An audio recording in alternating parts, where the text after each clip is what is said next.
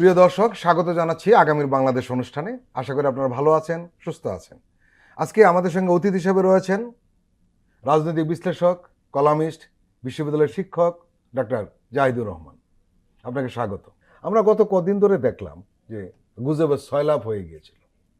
মূলত এই গুজবের উৎপত্তি হলো হাসনাত আবদুল্লাহর একটি ফেসবুক স্ট্যাটাসকে কেন্দ্র করে। জি।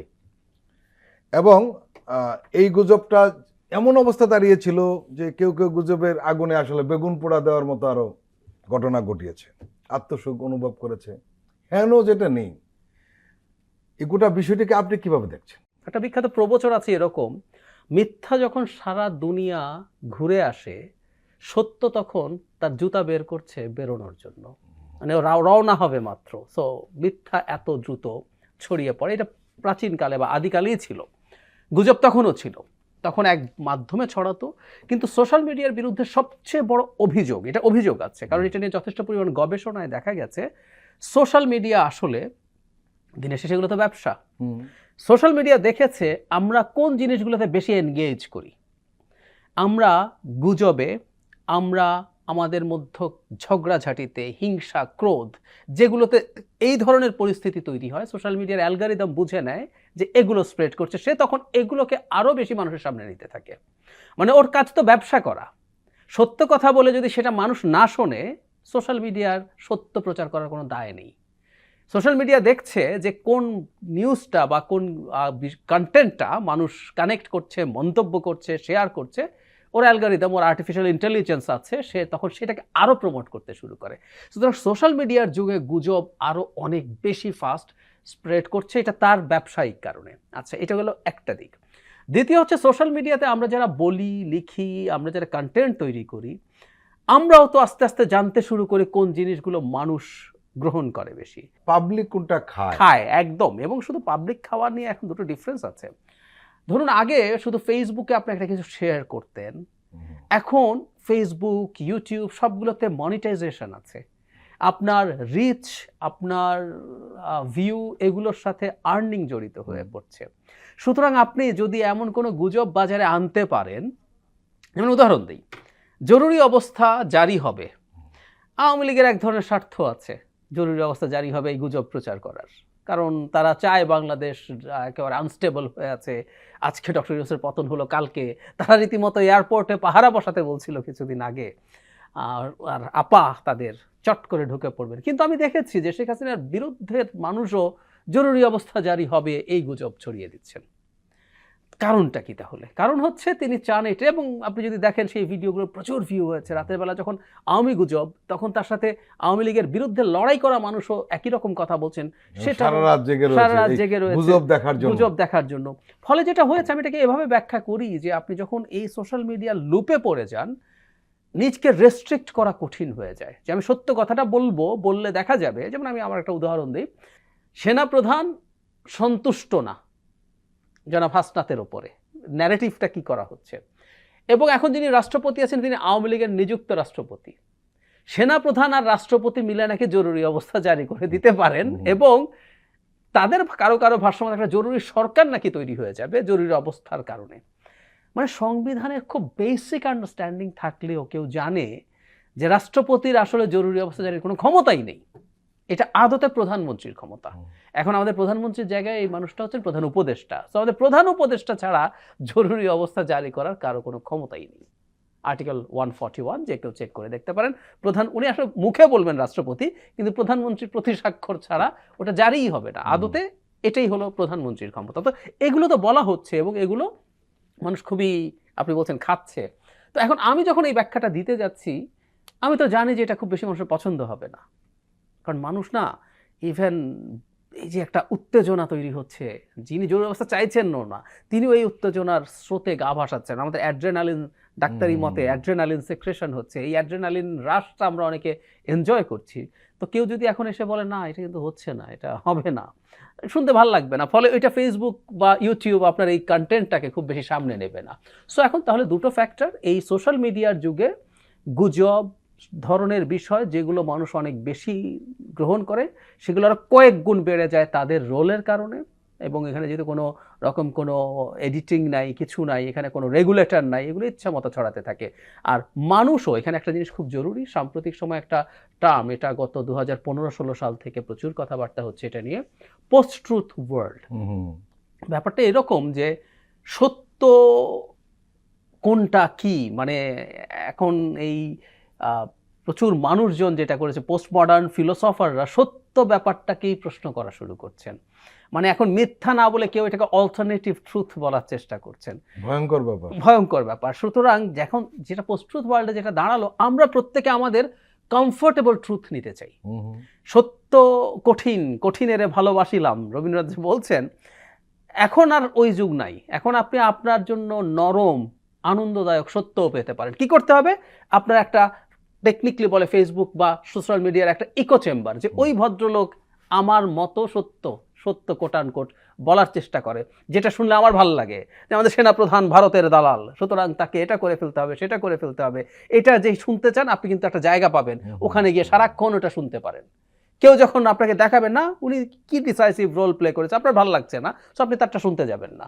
আসলে যারা কন্টেন্ট তৈরি করছেন অনেকেই, এখানে দায়িত্বশীলতার ভূমিকা যে থাকা উচিত, জি, এই জায়গাটা থেকে অনেকে সরে গেছে, পুরোপুরি সরে গেছে। মানে দায়িত্বশীলতা থাকা আরো বেশি, মানে কিছু লোকের তো থাকা উচিত, সোশ্যাল মিডিয়াতে বেশি জরুরি। কারণ একটা প্রথাগত মিডিয়াতে যেতে হয়, একজন এডিটর থাকে, আপনি ধাপে ধাপে এটা রিচেক, আপনি ইচ্ছা মতো একটা করলেন কিন্তু এটা রিচেক হয়ে ফাইনালি থাকে। কিন্তু এখানে যেহেতু নেই, নিজেকেই সবকিছু করতে হয়, তাই থাকা উচিত। বরং উল্টো এখন দাঁড়িয়েছে, সেটা হলো যেহেতু এটা চেক নেই, জেনে শুনেও, মানে সবসময় যে ভুল করছেন তা নাই, যে আমরা দুটো শব্দ এখন বলি, মিসইনফরমেশন এবং ডিসইনফরমেশন। আপনি জেনে শুনেও তো আসলে মিথ্যা কথা প্রচার করেন। ডিসইনফরমেশন তবু মানা যায়, ডিসইনফরমেশন মানা যায় না। কিন্তু এটাই করা হচ্ছে, কারণ আপনি জানেন এটা দুটো কাজ, এটা মানুষের কাছে দ্রুত ছড়াবে, এটা আপনাকে প্রচুর টাকা জেনারেট করবে, এবং আপনার কিছু ভেস্টেড ইন্টারেস্ট আছে, সেটার পারপাসও সার্ভ করবে। সো এত কিছু যখন একসাথে হয়, ডিসইনফরমেশন ছড়ায়। এখন আমরা আসলে সমস্যাটা কোথায় হয়েছে, আমরা খুবই ট্রানজিশনাল একটা জায়গায় দাঁড়িয়ে আছি। আমরা সোশ্যাল মিডিয়ার বুমটা এই সময়ের মধ্যে দেখছি। সো কিভাবে দেখবো না দেখবো, মানে আমাকে অনেকে মোটামুটি শিক্ষিত মানুষ বলছে, আমি তো ইউটিউবে এটা দেখছি। আমরা এটাও লক্ষ্য করছি যে টেলিভিশনগুলোতে যারা টক শো করতে আসেন, এদের কেউ কেউ রিসোর্স বা সোর্স হিসাবে তারা ইউটিউব এবং ফেসবুকের কমেন্টকে নিয়ে করছেন। কিভাবে সম্ভব? দায়িত্বশীল, আমরা জানি কোনো দায়িত্বশীল ব্যক্তি যখন তার ভেরিফাইড পোস্ট ফেসবুকে কোনো স্ট্যাটাস দেয়, ওটাকে আমরা নিউজ সোর্স হিসাবে নিই। কিন্তু যে যা বলে দিই সেটাকে আমি নিব কিভাবে? সেটাকে আমরা নিয়ে নিচ্ছি। আমাকে, মানে আমি অনেক প্রশ্ন ফেস করি, আমি তো ইউটিউবে এটা শুনলাম, শিক্ষিত মানুষ মোটামুটি, মানে মোটামুটি না, ভালো শিক্ষিত মানুষ, আমি তো এটা শুনলাম, তো এটা তো বলা হলো, মানে কোনো রকম কোনো ভেরিফিকেশন নাই, কিছু নাই। সো এই ঘটনাগুলো আসলে হয়েছে, এবং এটা আসলে একটা কেওটিক সিচুয়েশন আমাদের এখন আছে। আমি মনে করি আমাদের ভবিষ্যতে একটা মোটামুটি স্টেবল সরকার আসা পর্যন্ত এই গুজবের যে পরিস্থিতি, এটা একটা সংকট হয়েছিল কি, আমরা হঠাৎ করে দেখলাম যে আসলে এই গণঅভ্যুত্থানের শেখ হাসিনার পতনের পর রাজনৈতিকভাবে বাংলাদেশের সম্ভবত সবচেয়ে জটিল এবং একটা কঠিন সময় পার করছি আমরা। ঠিক এই সময় এই ধরনের গুজব। আর একটা বিষয় যেটা হয়েছে সেটা হলো এই সেনাবাহিনীকে একটা হলো যৌক্তিকভাবে আপনি মোকাবেলা করেন, কোনো সমস্যা নেই, যেহেতু এখানে মিডিয়া এখন স্বাধীন। সেনাবাহিনীর বিরুদ্ধে আমরা কথা বলবো, এবং আমরা এই টক শোতে আমরা বারবার আলোচনা করি, আমাদের সেনাবাহিনী। কিন্তু সেটাকে ব্যক্তিগতভাবে আক্রমণ করা, তার কাজের সমালোচনা করেন, সমস্যা একদম, যে তুমি এটা ঠিক করছো না, এটা ঠিক করা উচিত ছিল, সব ঠিক আছে। কিন্তু এই যে আমরা বলবো, শব্দটা আসলে বলতে বাধ্য হচ্ছে, বিষোদ্গার করা এবং আস্থা ধ্বংস করা, জনগণের যে আস্থা আছে সেটা ধ্বংস করা। আমি এই প্রসঙ্গে একটু বলতে চাই, যেমন ধরুন আমরা খোলাখুলি যে এই জিনিসগুলো নতুন বাংলাদেশ, কিন্তু আমরা সেনাবাহিনী, সেনাপ্রধান নিয়ে কথা বলছি, এমনকি যেন হাসনাত আবদুল্লাহ এইটা সাহস করেছেন যে উনি এই ধরনের একটা মিটিং এর ব্যাপারে, এটা ওনার ঠিক হয়নি, অনৈতিক হয়েছে, অন্যায় হয়েছে, কিন্তু উনি করেছেন। তারপরও কিন্তু বাংলাদেশে মানে সেনাবাহিনীর দিক থেকে এটাকে খুবই সফটলি ডিল করা হয়েছে। আমরা গতকাল সেনাপ্রধান কর্মকর্তাদের একটা ভাষণ দিয়েছেন, যেটার কন্টেন্ট অনেক লিডিং পত্রিকায় এসছে বিভিন্ন সূত্রের বরাতে। উনি অত্যন্ত ধৈর্যশীল আচরণ করেছেন। এখন সেনাপ্রধান রাজনীতির ব্যাপারে কথা বলবেন কি বলবেন না, এটা আওয়ামী লীগ প্রসঙ্গে হোক, নির্বাচন কবে হবে সেই প্রসঙ্গে হোক, সেটা নিয়ে আমরা ডিবেট করতে পারি, আমরা তাকে বার্তা দিতে পারি যে আপনি এটা করবেন না, এটা আপনার কাজ না, কথার কথা। যদিও আমি মনে করি এখন একটা এক্সট্রা অর্ডিনারি সিচুয়েশন আছে, আইডিয়াল সিচুয়েশনে সেনাপ্রধান এগুলো বলবেন না, কিন্তু এক্সট্রাঅর্ডিনারি সিচুয়েশনে তিনি কিছু কথা বলতে পারেন বলে আমি বিশ্বাস করি। আমার এটাও সবাইকে গ্রহণ করতে হবে না, সেগুলো ডিবেট ওপেনলি না বললে ভালো হয়, আচ্ছা সংশ্লিষ্টদের সাথে বলুক, কোনো বলুক সমস্যা নেই। বলুক। আচ্ছা উনি তো ওপেনলি বলেনও নাই আসলে, এটা তো সংশ্লিষ্টদের সাথে বলেছে, এটা ওপেন হয়ে গেছে। আচ্ছা কিন্তু এটাকে কেন্দ্র করে তিনি তাকে অপসারণ করতে হবে, তার জন্য বাইতুল মোকাররম থেকে মিছিল শুরু করতে হবে শুক্রবারে, তিনি ভারতের দালাল, মানে আমরা এখন কিছু হলেই না, কারো কথা যদি পছন্দ না হয় আপনি ওই হাসিনার মতো ট্যাগ দিচ্ছেন। আগে ছিল জামাত শিবিরের ট্যাগ, রাজাকারের ট্যাগ, পাকিস্তানের ট্যাগ, পাকিস্তান চলে যাও, আমরা এই কথা তো অনেক শুনেছি, যেহেতু শেখ হাসিনার বিরুদ্ধে কথা বলতাম আমাদেরকে পাকিস্তান পাঠানোর, এখন ভারত পাঠানোর একটা টেন্ডেন্সি শুরু হয়েছে। প্রত্যেকটাই আসলে ফ্যাসিস্ট আচরণ। বরং আমরা এই প্রতিষ্ঠান, আবার আরেকটা ব্যাপারও আছে, কেউ কেউ সেনাপ্রধানকে বাহিনী থেকে বলছেন আলাদা, আমরা তো ওনাকে বলছি না, সেনাপ্রধান আসলে এই পুরো বাহিনীর প্রতীক। এবং আমি আবারও বলি, সেনাপ্রধান এবং আমাদের টপ জেনারেলরা তারা শেখ হাসিনার নির্দেশে মাঠে ডেপ্লয়েড হয়েছেন, কিন্তু শেষ পর্যন্ত তারা অকল্পনীয় ঝুঁকি নিয়েছেন। কারণ যদি এই অভ্যুত্থান ব্যর্থ হতো, সবার আগে আসলে বিচার কার হতো? এই সেনাবাহিনীদের এবং প্রধানের, ওনার কোর্ট মার্শাল হতো, তাই না? সো এই রিস্কগুলো নিয়েছেন, নিয়ে আমরা প্রায় বলছি, এটা বলতে হবে আমাদের সবাইকে। ইভেন পুলিশ তো অনেক অন্যায় দীর্ঘ সময় ধরে করেছে, কিন্তু দিনের শেষে মাটির সন্তান তো, সুতরাং ওদের সাথে আমরা আসলে কিভাবে আমাদের ইন্টারাকশন তৈরি করতে পারি, প্রতিষ্ঠানের বিরুদ্ধে বিষোদ্গার করে এটা আসলে কোনোদিন লাভ হবে না, ক্ষতি ছাড়া। কারণ এই দুই পক্ষের মধ্যে যদি ডিস্টেন্স তৈরি হয়, কোনো গোষ্ঠীর সুবিধা হয়, সেই গোষ্ঠীটাই আসলে চেষ্টা করছে এরকম একটা পরিস্থিতি তৈরি করতে। এটা খুবই মর্মান্তিক এবং আমরা চেষ্টা করব আমাদের জায়গা থেকে এটাকে যাতে ঠেকানো যায়।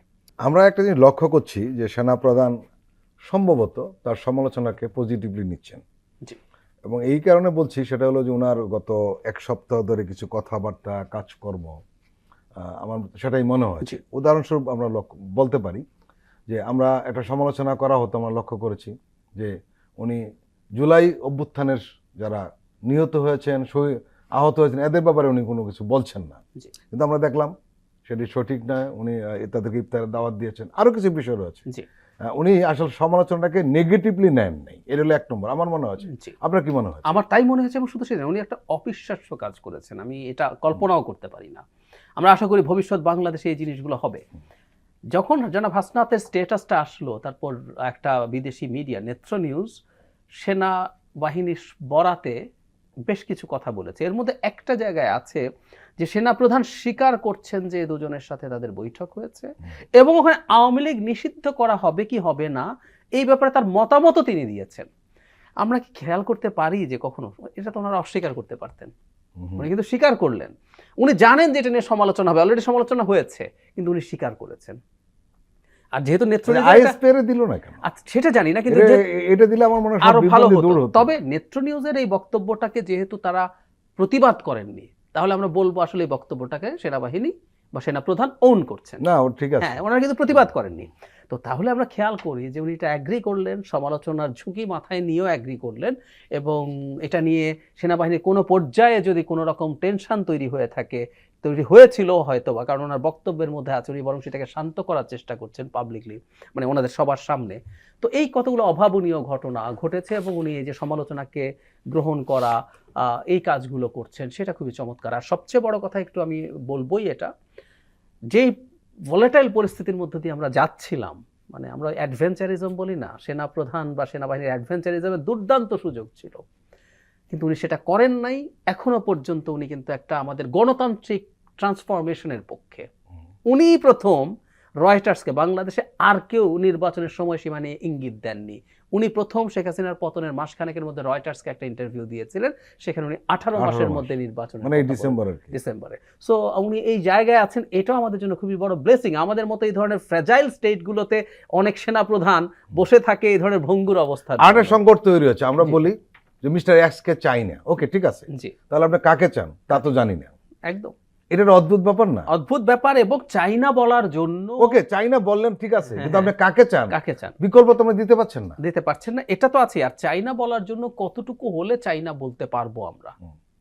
মানে উনি কি আমাদের রাষ্ট্রদ্রোহ কোনো কাজ করেছেন? না, বরং তিনি জনগণের পাশে দাঁড়িয়েছেন, এখন কিছু অপিনিয়ন দিয়েছেন, সেটা নিয়ে কিছু আলোচনা, কিছু ডিবেট। ওই যে বললাম, মূল উদ্দেশ্য তো আসলে এটা না।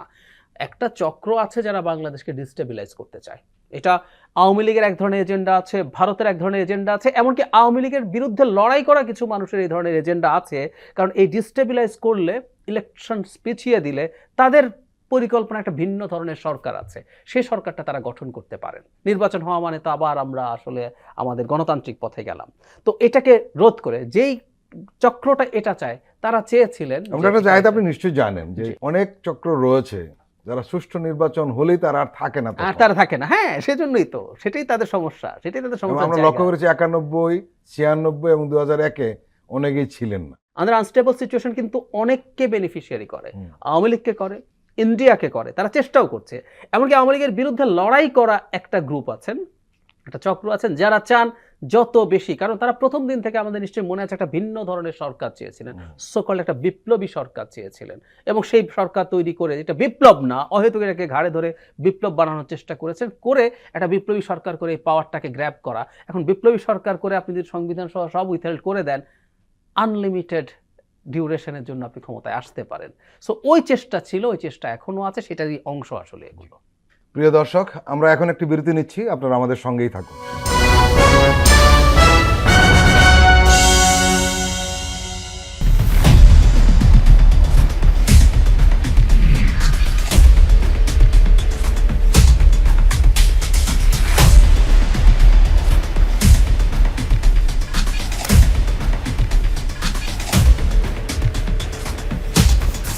নিপীড়নের স্মৃতি, প্রযোজনা মোহাম্মদ হাসান রিয়াদ ও গোলাম মোর্শেদ।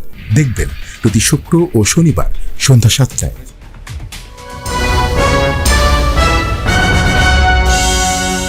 আবারও স্বাগত আগামীর বাংলাদেশ অনুষ্ঠানে। আজকে আমাদের সঙ্গে অতিথি হিসেবে রয়েছেন রাজনৈতিক বিশ্লেষক ডক্টর জাহিদুর রহমান। তারেক রহমান এই বিষয়ে কথা বলেছেন। উনি বলেছেন যে সেনাবাহিনীকে জনগণের মুখোমুখি করার চেষ্টা হচ্ছে। উনি আরেকটু এগিয়ে গিয়ে বলেছেন যে এর পেছনে নিশ্চয়ই কোনো ষড়যন্ত্র রয়েছে। একেবারেই একমত ওনার সাথে। মানে ষড়যন্ত্রের কথা আমরা অলরেডি বলেছি। ধরুন, আমাদের নিশ্চয়ই মনে আছে অগাস্টের প্রথম দিকে এরকম স্লোগান মাঠে ছিল, এই মুহূর্তে দরকার সেনাবাহিনী সরকার। এটার ভিডিও পাওয়া যাবে, যে কেউ দেখতে পারেন, জনগণ স্লোগান দিচ্ছে। খুবই সঠিক সময় ছিল সেনাবাহিনী দায়িত্ব বা ক্ষমতা, আমরা এভাবে বলে নিয়ে নেন। আমাদের মতো দেশে, একটা অনুন্নত গণতন্ত্রের, ভঙ্গুর গণতন্ত্রের দেশে এই সুযোগের অপেক্ষা থাকে, বা সুযোগ তৈরি করার চেষ্টা করে, কিন্তু তৈরি করার সুযোগেও সেনাবাহিনী ক্ষমতা নেয়নি, এবং নিলে ওই সময় মানুষ তাকে ওয়েলকাম করতে বলে আমি মনে করি। অনেকেই আমরা এটার বিরুদ্ধে ছিলাম, আমি নিজেও ওই সময় এগুলোর বিরুদ্ধে কথা বলেছি আমাদের সরকার গঠন হওয়ার আগ পর্যন্ত, কিন্তু আপামর মানুষ এটাকে গ্রহণ করত। এখন সেই সেনাবাহিনীর বিরুদ্ধে যখন আপনি এই ধরনের মিথ্যা অভিযোগ তুলছেন, হ্যাঁ, সেনাবাহিনীর পদক্ষেপের সমালোচনা কেউ করতে পারেন। যেমন আমি একটা উদাহরণ দিয়ে, আমি এক্সপেক্ট করি সেনাবাহিনীর পক্ষ থেকে এই ঘটনাটার একটু ব্যাখ্যা দেবেন, কারণ সেনাবাহিনী স্বীকার করেছেন যে 600 কতজন তাদের আশ্রয়ে ছিল। পরবর্তীতে তারা কোথায় কোথায় গেছেন, সরকারের কাছে, পুলিশের কাছে হ্যান্ডওভার করা হয়েছে কিনা, কাদেরকে কাদেরকে করা হয়েছে, কারা কারা ছিলেন, এই ব্যাপারটা একটা স্পষ্টতা প্রয়োজন আছে বলে আমি মনে করি। এরকম যেসব ব্যাপারে সমালোচনা আছে, কারণ একটা গণতান্ত্রিক সমাজে আমরা চাই সেনাবাহিনীর কাজকর্মেরও আলোচনা সমালোচনা হবে। সেনাবাহিনী, শেখ হাসিনার সময় সেনাবাহিনীর কিছু অঙ্গ বা সেনাবাহিনী থেকে যাওয়া কিছু মানুষ, যেমন র্যাবে সেনাবাহিনী যায়, সেখানে কি কি অপরাধ হয়েছে, সমস্যা হয়েছে, সেগুলোকে আমরা কিভাবে ডিল করবো, এই আলাপগুলো হতে পারে, এগুলো হওয়া উচিত। কিন্তু অ্যাজ এ হোল সেনাবাহিনীকে, সেনাপ্রধানকে একটা রাষ্ট্রের এজেন্ট হিসাবে পোট্রে করে, এটা একটা ভয়ঙ্কর অভিযোগ। কিন্তু মানে একটা রাষ্ট্রের সেনাপ্রধান যদি একটা রাষ্ট্রের, আমাদের শত্রুর মতো আচরণ করা রাষ্ট্র বা শত্রু রাষ্ট্রে আমরা বলে ফেলতে পারি, তার কারণে আমরা দেখতে চাই না, কিন্তু তারা নিজেদেরকে আমাদের কাছে শত্রু হিসাবে পরিণত করেছে, তার এজেন্ট, তার পারপাস সার্ভ করছে একটা রাষ্ট্রের সেনাবাহিনী প্রধান। ভয়ঙ্কর অভিযোগ। এটার কোনো ন্যূনতম কোনো গ্রাউন্ড নাই, ন্যূনতম কোনো গ্রাউন্ড নেই। ফলে যেটা হয়েছে, এটা তো নিশ্চিতভাবে যেন তারেক রহমান যেটা বলছেন, এটা একটা ষড়যন্ত্রের অংশ, এবং জনগণের সাথে, কারণ জনগণ যদি শোনে, কিছু কিছু মানুষ যদি মনে করে, এবং যে মানুষগুলো বলছেন তাদের অনেকেরই বেশ বড় ফ্যান ফলোয়ার্স আছেন যারা তার কথাকে বিশ্বাস করতে চায়। এবং ওই যে বললাম, পোস্ট ট্রুথ ওয়ার্ল্ড, আমরা এখন আসলে যাচাই বাছাই করি না, বিবেচনা করি না, আমি একজনকে এমনি তাত্ত্বিকভাবে বলছি, কেউ একজন যদি সবসময় সঠিক কথা বলে, সেই মানুষটারও তো প্রবাবিলিটি আছে উনি একটা মিথ্যা বা ভুল কথা বলবেন, ডিসইনফরমেশন পাতে মিস ইনফরমেশন দিতে পারেন। সো আমাদের যে একটু ক্রিটিক্যাল থাকা, যে না আমি একটু মিলিয়ে দেখি, কিন্তু আমরা এই মিলিয়ে দেখতে যাই না অনেকে। সো জনগণের একটা অংশ কিন্তু এই ন্যারেটিভটা অ্যাগ্রি করছে, খাচ্ছে। সো এটা তো ঝুঁকির জায়গা, এতেই জনগণের সাথে সেনাবাহিনীর একটা বড় দূরত্ব তৈরির ঝুঁকি আছে, এবং এটা অবশ্যই ষড়যন্ত্র। এটা যদি বাস্তব হতো, এটা করা জনগণের পক্ষে হতো, কিন্তু এটা একটা আপাদমস্তক অবাস্তব একটা মিথ্যা অভিযোগ। সুতরাং যে কোনো বিবেচনায় এটা ষড়যন্ত্রের অংশ, এটা নিয়ে আমারও কোনো দ্বিধা নেই। যে অভিযোগটা এখন বারবার উঠছে সেটি হলো যে কোনো কোনো গোষ্ঠী আওয়ামী লীগকে পুনর্বাসন করতে চায় বা নির্বাচনে প্রতিদ্বন্দ্বিতা দেখতে চায়। একটি বড় দলের বিরুদ্ধে অভিযোগ উঠেছে তারা আওয়ামী লীগকে প্রধান বিরোধী দল হিসাবে দেখতে চায়। আসলে বিষয়গুলো কি, আপনি কিভাবে দেখছেন? ভবিষ্যতের বাংলাদেশে আমরা আমাদের যাবতীয় আলোচনা করব, আমাদের মতদ্বৈততা খুবই কোর ব্যাপারেও থাকতে পারে, কিন্তু সেটার জন্য আমরা যাতে পরস্পরকে খুব বাজেভাবে ট্যাগ না করি। ধরুন আওয়ামী লীগ, এখন আমি যদি একটা বলি, আমি আপনাকে যদি প্রশ্ন করি, এই বছরের ডিসেম্বরে যদি ইলেকশন হয়, আওয়ামী লীগ কয়টা সিটে প্রার্থী দেওয়ার মতো প্রার্থী পাবে বলেন তো? একটা তথ্য আপনাকে দিই, খুব কঠিন। বিবিসি বাংলায় একটা রিপোর্ট এসছে এরকম, আওয়ামী লীগের 70 বা 80 জনের মতো এমপি এবং জেলা উপজেলা পর্যায়ে প্রেসিডেন্ট সেক্রেটারি এই ধরনের পদে থাকা, কেন্দ্রীয় কমিটিতে থাকা লোকজনের 1000 জন ভারতে পালিয়ে আছে। 1000 জন। আমেরিকা, ইংল্যান্ড এবং কানাডা মিলে আরো অনেকে, মানে ওদের ন্যূনতম প্রার্থী হওয়ার যোগ্য লোক একটাও দেশে নেই, এবং কেউ দেশে আসবেও না। কারণ আপনি ফেরারি থাকা অবস্থায় তারা ইলেকশন করতে পারেন। আপনি আসলে যদি জেলে যান, আপনার নামে যেহেতু মামলা আছে, জেলে যাবেন, জেলে গিয়ে নির্বাচন করতে পারেন।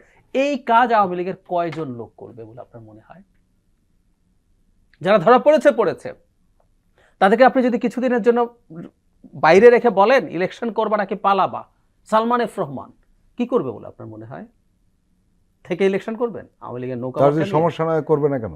করবে না, কারণটা খুব সোজা। কারণটা হচ্ছে তাদের বাংলাদেশের এই বিভৎসতা চালানোর পর এই মুহূর্তে মানুষের সামনে দাঁড়ানোর মুখ নেই। এই পরিমাণ নির্লজ্জ শেখ হাসিনা হতে পেরেছে। উনি এখনো বক্তৃতা করছেন, উনি এখনো আপনার এরকম উনি ক্ষমতায় আছেন, ওনাদের সেই মুখ নেই।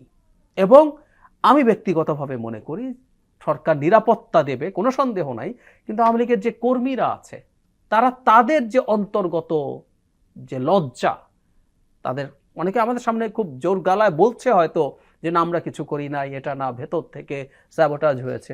তারা তো জানেন আসলে তারা কি করেছেন। শুধু সেটা না, তারা 15 বছর ধরে যে পরিমাণ হয়রানি মানুষকে করেছেন, তারা এখন না আসলে চেষ্টা করবেন, নর্মালি চিন্তা করলে তারা চেষ্টা করবেন পলিটিক্যালি, যারা পালাতে পারেননি বা পালাতে চান না, তারা চেষ্টা করবেন পলিটিক্যালি ইনঅ্যাক্টিভ থেকে অন্তত তাদের গায়ে যাতে এই, আমি একটা কথা একটু খোলাখুলি বলি, ধরেন আওয়ামী লীগ করে গ্রাম পর্যায় পর্যন্ত, আওয়ামী লীগের একজন মানুষ, আপনি জাস্ট চোখ বন্ধ করে একজন মানুষ যদি পিক করেন, ইউনিয়ন পর্যায়ের নেতা থেকে টপ, জাস্ট চোখ বন্ধ করে পিক করবেন, ওটা ক্রিমিনাল। আইদার তিনি নিজ হাতে ক্রাইম করেছেন, অথবা উনি কাউকে দিয়ে ক্রাইম করিয়েছেন, অথবা সমর্থন করেছেন। শিওর থাকেন আপনি। সো প্রত্যেকে বিচারের আওতায় আসা সম্ভব। সুতরাং ওই জায়গায় ওই লোকজন চুপ করে বসে থাকবে, ও চাইবে না। এবং যদি একটা নির্বাচন হয়, আওয়ামী লীগ একটা ফেয়ার নির্বাচনে যদি শেষ পর্যন্ত প্রার্থীও দেয়, কয়টা সিট পাবে আসলে? এবং খেয়াল করবেন জনাব আরাফাত, তিনি সর্বশেষ তথ্য প্রতিমন্ত্রী এবং শেষ মুহূর্তে আমরা তাকে খুব অ্যাক্টিভ দেখতাম। উনি তো ডয়চে ভেলেকে একটা ইন্টারভিউতে বলেছেন ডক্টর ইউনূস সরকারের অধীনে তারা কোনো নির্বাচনে যাবে না। নানান রকম অভিযোগ, আমাদের লেভেল প্লেইং ফিল্ড নেই। আমিও মনে করি তারা আসলে, ধরুন একটা ফেয়ার নির্বাচনে গেল, তারা 10 সিট পেলো, 5 সিট পেলো, গোপালগঞ্জে 2-3টা সিট পেলো, আর কয়েক জায়গায় মিলে 5-10 সিট। ফেয়ার নির্বাচন, এটা কিন্তু তাদের রাজনৈতিক কবর রচনা করবে। তাদেরকে যদি কেউ অনুকূল পরিবেশ করে দেয়, অনুকূল পরিবেশ হচ্ছে যদি ফেয়ার নির্বাচনে আওয়ামী লীগ, আমি ধরে নিলাম তারা প্রার্থীও দিতে পারলো। এখন অনুকূল বলতে আপনি যদি ম্যানিপুলেশন বোঝান, সেটা আরেক আলোচনা, যে ম্যানিপুলেট করা। আমি মনে করি না বাংলাদেশে যারা আসলে তো নির্বাচন কমিশন থাকে, কাজ করে প্রশাসন, পুলিশ, বাংলাদেশের মাটিতে আওয়ামী লীগের পক্ষে ম্যানিপুলেট করার মতো সাহস এই দেশের ব্যুরোক্রেসি, পুলিশ, ইভেন মিলিটারির হবে আমি মনে করি না। আওয়ামী লীগের পেছনে ভারত ব্ল্যাঙ্ক চেক দিয়ে শেখ হাসিনার বিরুদ্ধে এই কয়দিন আগেই তো যা হয়েছে দেখেছে। বাংলাদেশে এই রাজনীতি বা এরকম, আমরা তো কোনো রাজনৈতিক দলকে দেখে ভারতের নামটা মুখে নিতে চায় না এখনো। এটা একটা ব্যাপার আছে, কোনো সন্দেহ নেই। এখন দুটো প্রশ্ন আছে, সেটা হলো, এটা আমাদের মনে রাখতে হবে, এটাও পলিটিক্যাল হিসাব নিকেশ। যে দলটা ক্ষমতায় যাবে, যাওয়ার সম্ভাবনা খুব হাই, আর যে দলটা ক্ষমতায় যাবে না, দুটোর কিন্তু কথা, আমি ভারত প্রসঙ্গেও বলছি না, আপনি দেশের মানুষকে কি কি দেবেন, যে কমিটমেন্ট করবেন, সেটা যে ক্ষমতায় বহু নিকট না, দূর ভবিষ্যতেও যাবে না, তার রাজনীতিতে কমিটমেন্টের ক্ষেত্রে কিন্তু অনেক বড় কমিটমেন্ট করতে পারে সে। এটা খুব সহজ। আর যে দলটা নির্বাচন দিলেই ক্ষমতায় যাবে এই পরিস্থিতিতে, তাকে কিন্তু অনেক হিসেব করতে হয় দিনের শেষে। তাই আমি মনে করি যে এই হিসাব করার অর্থ কি ভারতপন্থী হওয়া, না না, বা ভারতের ব্যাপারে সফট থাকা, না, আমি অথবা আওয়ামী লীগের ব্যাপারে কথা না বলা? আমি তা মনে করি না, কিন্তু একটা জিনিস তো ইম্পর্টেন্ট, এটা হতেই হবে। আমি যেটা এখন প্রশ্ন করি, ধরুন আমাদের প্রধান উপদেষ্টা দ্বিতীয়বারের মতো প্রত্যাখ্যাত হলেন মোদির সাথে বৈঠক করতে গিয়ে। উনি মোদির সাথে বৈঠক করতে চেয়েছেন কেন? আমরা কি এটা নিয়ে গালিগালাজ করবো? তাহলে আপনি কেন ভারতের সাথে সম্পর্ক না? আপনি যখন ক্ষমতায় থাকেন তখন সবকিছু ব্ল্যাক অ্যান্ড হোয়াইট হয় না। উনি অত্যন্ত স্মার্টলি, অত্যন্ত কঠোরভাবে ভারতের বিরুদ্ধে আমাদের সার্বভৌমত্ব দেখিয়েছেন, শির দাঁড়া শক্ত করে দাঁড়িয়েছেন। কিন্তু এই দ্বিতীয়বারের মধ্যে যে বিমস্টেকে দেখা হওয়ার কথা ছিল, বাংলাদেশ একটা সাইডলাইন বৈঠক চেয়েছিল প্রধান উপদেষ্টার পক্ষ থেকে, তারা রাজি হয়নি। তো তাহলে খেয়াল করুন, আপনি যখন ক্ষমতায় থাকেন, এখন একটা দলীয় সরকার আসলো, তাদের পক্ষ থেকে এটা চাওয়া হলো, আমরা তো তাকে ভারতের দালাল টালাল বলে অনেক কিছু বলে ফেলবো। আমি যে কথাটা বোঝাতে চাইছি, কেউ যখন ক্ষমতায় থাকেন তার তখন এনগেজমেন্ট লাগে। একটা দেশ এইভাবে আসলে এই জিওপলিটিক্যাল জায়গায় বসে সম্ভব না। সেই কারণে আমি মনে করি যে দলটা ক্ষমতায় যেতে পারে, তাকে ভারতের ব্যাপারে তার মন্তব্যের ক্ষেত্রে সচেতন হতে হবে। তবে আমি আপনার সাথে একেবারেই একমত, কোনো দল যদি বাংলাদেশে ক্ষমতায় এসে দেখা যায় সে শেখ হাসিনা যা করেছে তার 25%ও করে, মানে আমি 100%, 50%ও বলছি না, তার 25% স্লেভারি যদি দেখায়, এই দেশে সেই দলের ভবিষ্যৎ নেই, এটা ফর শিওর। আমি এই জিনিসটা এবার একদম ক্লিয়ারলি পরিষ্কার, মানে সুরাহা হয়ে গেছে। যেই দলই ক্ষমতায় আসবে, আপনি বলতে চাচ্ছেন যে প্রো ইন্ডিয়ান পলিটিক্স এদেশে আর চলবে না, কোনো ওয়ে নাই। ইন্ডিয়ার সাথে প্রো ইন্ডিয়ার কিছু নাই। ইন্ডিয়া আমাদের একটা প্রতিবেশী, আমরা পরস্পরের প্রতিবেশী, আমরা কেউ কাউকে বদলাতে পারবো না, মানে আমরা পারবো না কথাটা এরকম না, ওরাও পারবে না। সো আমাদের পরস্পরের স্বার্থে এনগেজড হতে হবে। যেমন আমি একটা উদাহরণ দিই, বিবিসি বাংলা, এটা এর আগেও প্রচুর রিপোর্ট হয়েছে, বিবিসি বাংলা একটা ভিডিও রিপোর্ট করেছে এই কয়েকদিন, মানে 2-3 দিন আগেই, কলকাতার বাংলাদেশ ভিত্তিক যে ব্যবসা, মানে কিছু মানুষ কয়েক পুরুষের ব্যবসা বাদ দিয়ে অন্য ব্যবসায় যাচ্ছেন, কারণ তাদের মূল ক্লায়েন্ট ছিল বাংলাদেশ, 10-15% ইন্ডিয়ানস, আর বাকিটা বাংলাদেশি মানুষজন।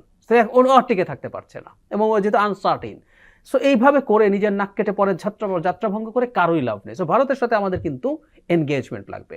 ভারত আমাদের সিকিউরিটি দেখবে, আমরা তাদের সিকিউরিটি দেখবো, আমরা পরস্পরের ব্যবসা দেখবো, পরস্পরের বেনিফিট দেখবো।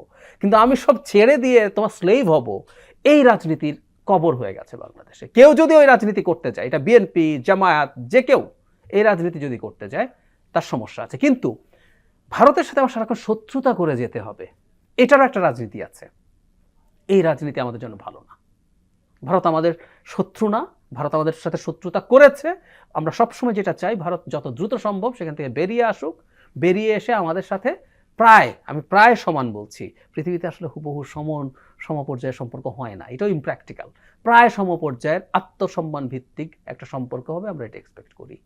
নাহিদ ইসলাম আবারও বলেছেন যে আওয়ামী লীগকে একটি সন্ত্রাসী সংগঠন হিসেবে ঘোষণা করা হোক। হাসনাত আবদুল্লাহ আবার বলেছেন যে যারা আওয়ামী লীগের পুনর্বাসন চাইবে তাদেরকে আমরা শত্রু জ্ঞান করব। এরা তাদের অবস্থানটা স্পষ্ট, কিন্তু অন্যান্য রাজনৈতিক দলের অবস্থানটা অত স্পষ্ট না। আওয়ামী লীগ নিয়ে কি ভাবছে? স্পষ্ট হওয়ার কারণ আছে, আমি একদম খোলাখুলি বলি কয়েকটা কথা। আপনি কোনো কিছু চান, আন্তরিকভাবেই চাইতে পারেন, তারপর যখন রাজনীতিতে আসেন আপনি কত ইস্যু তৈরি করেন। ইস্যু তৈরির উদ্দেশ্য কি? ইস্যুটা দিয়ে মানুষের সাথে আপনি কমিউনিকেট করতে পারেন।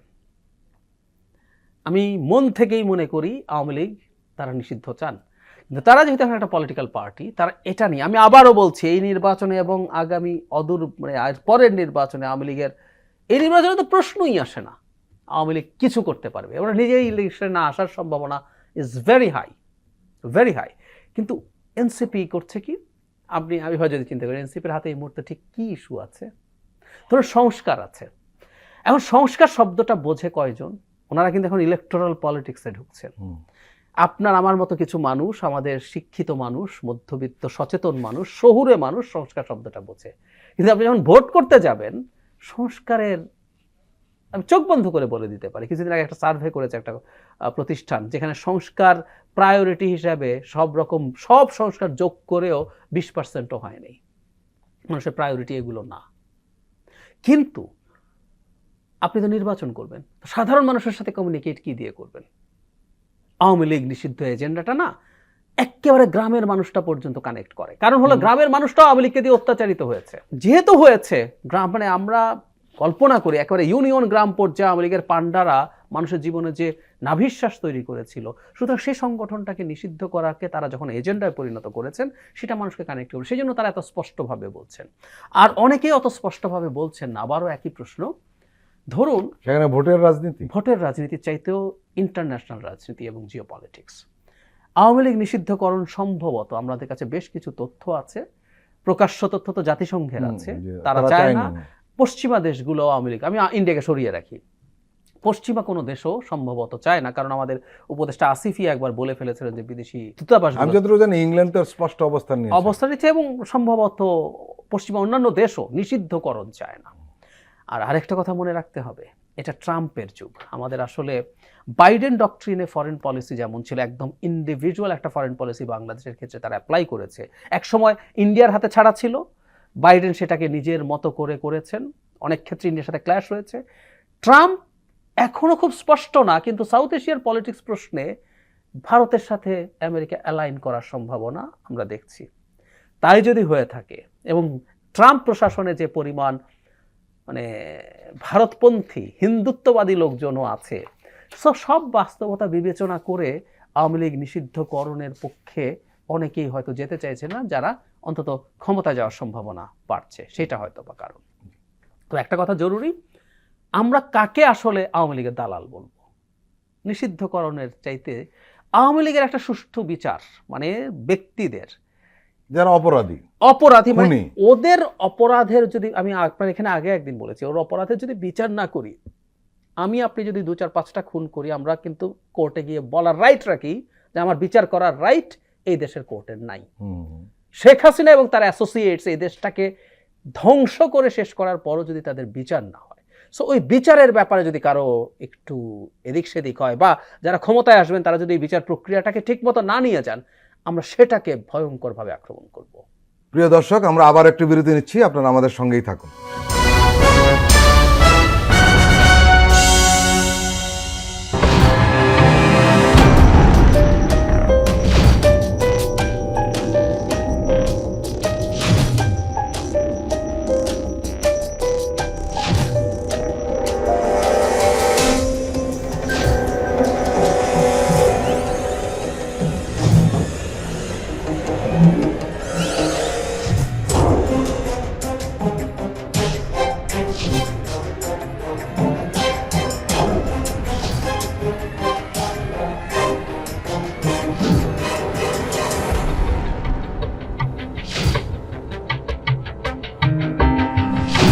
কেমন আছে অর্থনীতি দেখবেন প্রতি সোম ও মঙ্গলবার রাত 10:20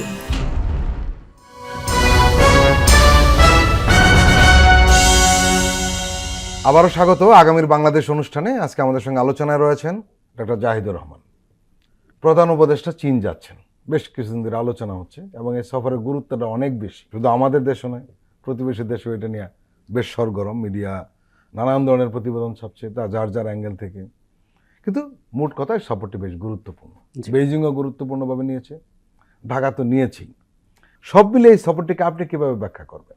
খুবই গুরুত্বপূর্ণ একটা সফর। আমাদের প্রধান উপদেষ্টা চায়নাতে আসলে একটা মাল্টিল্যাটারাল মিটিংয়ে যাচ্ছেন, কিন্তু সেখানেই বাংলাদেশের পক্ষ থেকে আমি পত্রিকা যেটা দেখেছি যে একটা বাইল্যাটারাল দ্বিপক্ষীয় বৈঠক চাওয়া হয়েছে এবং মিস্টার শি জিনপিং সেটা অ্যাগ্রি করেছেন এবং খুব স্বতঃস্ফূর্তভাবে। এবং তার প্রমাণ হচ্ছে আমাদের প্রধান উপদেষ্টাকে নিয়ে যাওয়ার জন্য তারাই তাদের বিমান পাঠাচ্ছেন, উনি তাদের বিমানে করে কিন্তু সেখানে যাবেন।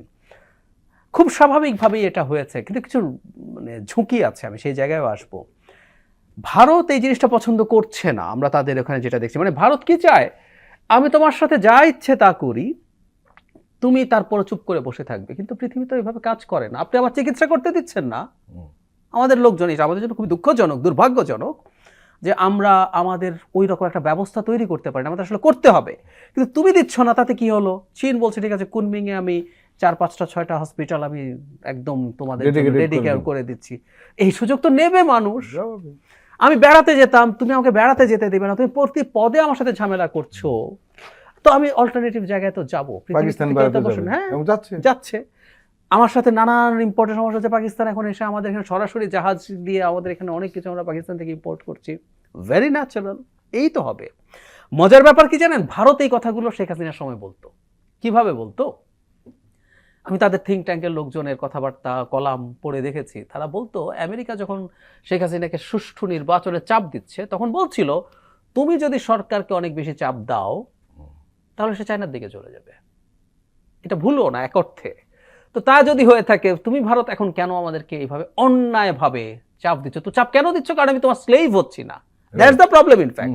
নট অনলি দ্যাট, শেখ হাসিনার মতো একটা এই ভয়ঙ্কর স্বৈরশাসককে আশ্রয় দেওয়া ইটসেলফ আমরা তীব্র প্রতিবাদ করব। আর উনি ওখানে বসে বসে সকাল বিকাল আমাদের প্রধান উপদেষ্টা সমন্বয়ক এবং জনগণকে হুমকি দিচ্ছেন, উনি এসে দেখে নেবেন, তালিকা করো। এই প্রসঙ্গে একটা কথা বলি জি। আপনাকে, সেটি হলো এই যে দিল্লিতে বসে বা ভারতে যেখানে থাকুন না কেন, উনি সেখানে বসে বসে এই ধরনের কর্মকাণ্ড করছেন এবং দিল্লি সেটাকে অনুমোদন করছে। এই জিনিসটা তারা বুঝতে পারছে না। এতে বাংলাদেশে তাদের যে বিরোধী মনোভাব আরো চাঙ্গা হচ্ছে, আরো প্রবল হচ্ছে। ওনারা বুঝলে ওনাদের আজকে এই অবস্থা থাকে। কোনো 2-3 দিন আগে জয়শঙ্করের একটা পার্লামেন্টে হিয়ারিং এ উনি বলছেন যে শেখ হাসিনার বিরুদ্ধে যে অসন্তোষ হচ্ছে আমরা জানতাম, কিন্তু আমাদের কিছু করার ছিল না, কারণ আমাদের তার উপরে ওই প্রভাব ছিল না। অথচ শেখ হাসিনা শেষ পর্যায়ে এসে 100% ভারতের প্রভাবে ছিলেন। যদি ভারত লিস্ট একটা ভালো গণতান্ত্রিক দেশ হতো এবং প্র্যাকটিক্যাল দেশ হতো, জয়শঙ্করের তো চাকরি থাকতো না। এটা আটার ফেইলিয়ার তার। অজিত দোভাল নিরাপত্তা উপদেষ্টা, তারও চাকরি থাকতো না, কিন্তু ওরা এগুলো করছে।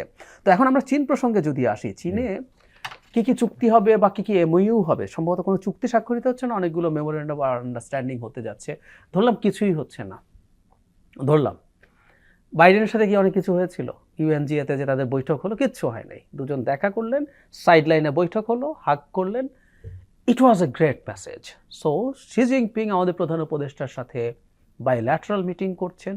কিছু চুক্তির চেয়ে এই সিম্বলিক ভ্যালু অনেক বেশি যে বাংলাদেশের এই সরকারের সাথে চায়না আছে, এবং চায়না খুবই প্র্যাকটিক্যালি, চায়নাও তো শেখ হাসিনার পাশে দাঁড়িয়েছিল। চায়না শেখ হাসিনাকে অপ্রয়োজনীয় প্রকল্প গছিয়েছে না, গছিয়েছে তো, কিন্তু যখনই শেখ হাসিনার পতন হলো এই আন্দোলনের শক্তিগুলোর সাথে চায়না সম্পর্ক তৈরি করছে, তাদের দেশে নিয়ে যাচ্ছে বিভিন্ন রাজনৈতিক দলের লোকজনকে, তাদের রাষ্ট্রদূত সবাই সফর করে ফেলেছে এবং প্রধান উপদেষ্টার সাথে সম্পর্ক তৈরি করছে।